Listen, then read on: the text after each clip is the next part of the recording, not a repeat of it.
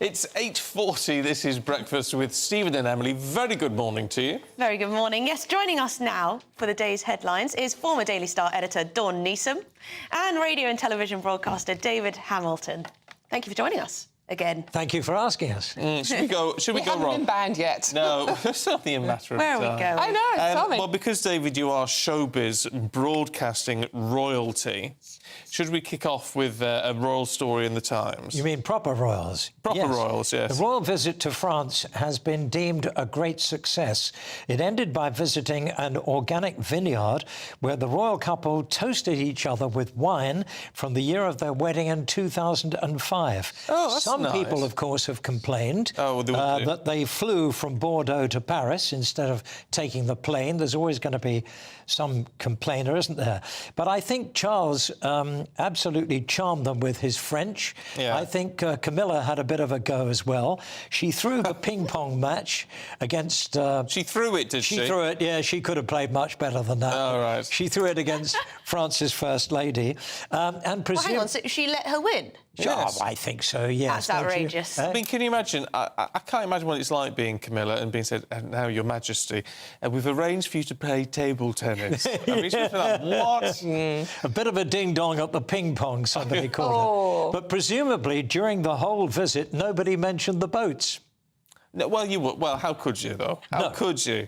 No. Is it what the Times are reporting that no one mentioned the boats? Well, that's why it's so successful, the visit, because, you know, they skirted around that and obviously nobody mentioned the boats, which is the most important thing between England and France. Yes, but he's not a politician. No. No, He's not a definitely politician. But it must be nice just being able to have nice, polite conversations about Bordeaux and lovely wine and bit of ping-pong.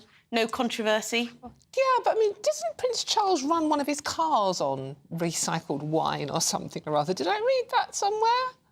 Probably not. I'm probably making it up. He does run it. It might be vegetable oil or something. He's recycling some sort of food stuff or other. So they might have got into green issues, obviously. Why would you put wine in a car? That's more expensive than petrol. Well, I wouldn't. I mean, obviously. Depends what you drink, doesn't Certainly it? wouldn't. Well, it's true. A bit of plonk. Must be cheaper than petrol. Can we have a look, Dawn, at the Sun and shoplifting? The shoplifters showing off. Yeah, well, basically, I mean, to be fair to this chap, his name is Cullen May. He's 32 years old, and he's a former heroin addict. Right. So that is why he's talking about that obviously was shoplifting to fund his habit. He has claimed he pinched £3 million worth of item and says it's actually too easy to steal from shops. Are we meant to be thankful to him for pointing this out? For pointing it out. And the fact is that shops need to toughen up. Now, well, the thing is, shops are toughening up. We had the report at the beginning of last week, I think it is, about shops are now actually losing so many millions. They are hiring security guards. I think Waitrose are offering free coffee to police officers to come in and have some sort of uniform presence.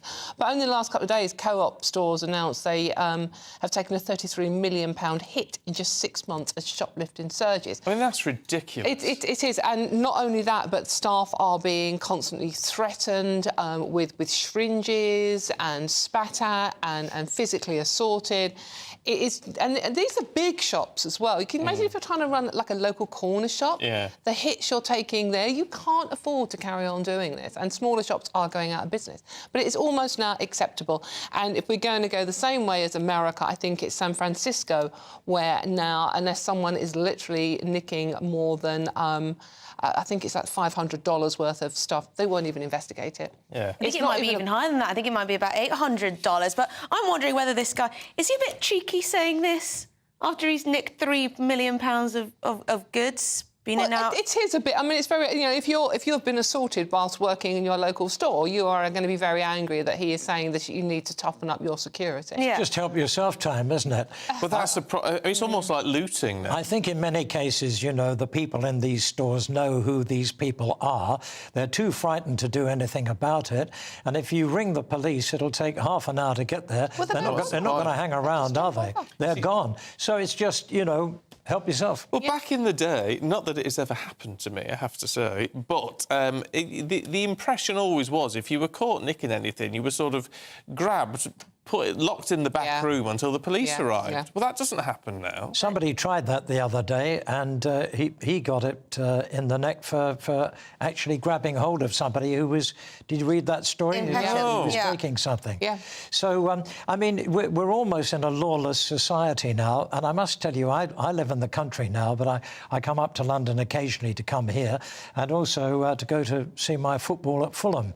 And I went to the match last weekend at Creighton Cottage, and as I was going over Putney Bridge, I saw some cyclists on mobile phones, and they're cycling. They're holding the bike with one hand, and they're looking at a mobile phone with another hand. Yeah. There's nothing anybody can do about it, but it's terribly dangerous. And imagine for people crossing the road, somebody is doing that. You know? Yeah, well, and the other thing is we had a story about cyclists and wanting more respect on the road and all that, which I'm all for it. My family do a lot of cycling.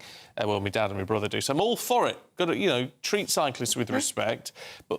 But when you come to a big town and things, I mean, the number of times they just sail through the traffic lights and they don't stop for anything. Yeah. Well, there are kids getting these, you know, these Lime bikes that you can just hire, and they're not hiring them. They're just forcing them to move when they haven't even paid for them. And they're just going around with their phones out. But try reporting antisocial behaviour. You're not going to get very far. You're not going to get anywhere. So we've got almost a lawless society now, and a lot of it is because of the cuts on the police force, and you don't see bobbies on the beat anymore, which were a tremendous deterrent to crime. Now, you two, can I just say, you two are very, very lucky being here today because we know it means that you love your work.